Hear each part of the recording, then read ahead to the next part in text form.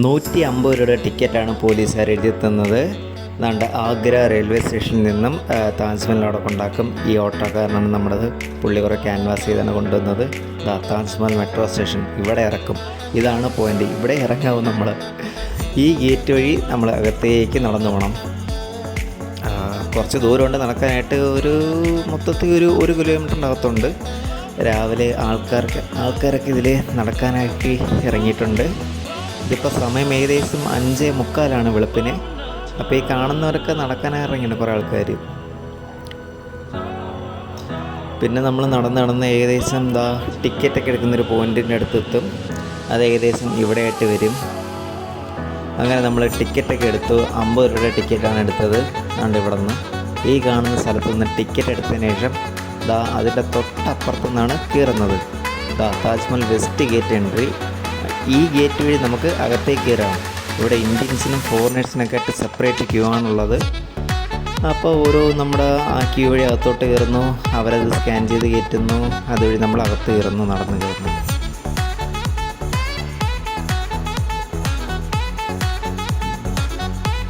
അങ്ങനെ നമ്മൾ ഗേറ്റിൻ്റെ അടുത്ത് എത്താറായി. താജ്മഹലിൻ്റെ ഓരോ ദിക്കിലും ഓരോ ഗേറ്റുണ്ട്. ഇതാണ് വെസ്റ്റ് ഗേറ്റ്. അപ്പോൾ ഇതുവഴിയാണ് നമ്മൾ അകത്തേക്ക് കയറുന്നത്. വേറെ എവിടെയൊക്കെ ഗേറ്റ് ഓപ്പൺ ആണെന്നറിയില്ല.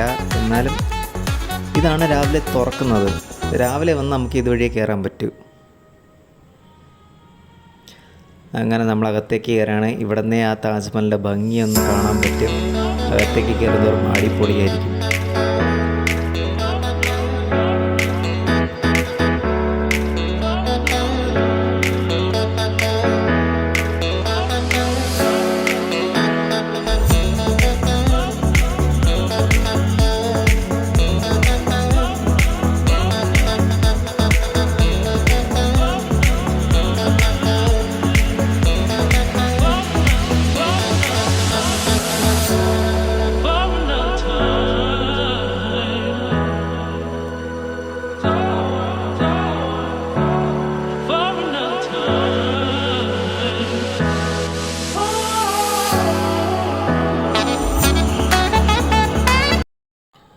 നമുക്ക് ശരിക്കും ആ താജ്മഹലിൻ്റെ അകത്ത് കയറണമെങ്കിൽ 200 രൂപയുടെ ടിക്കറ്റ് ഉണ്ട്. അതെടുക്കണം. ഇത് തുടക്കത്തിൽ എടുക്കരുത്. നമ്മളതും എടുത്തില്ല.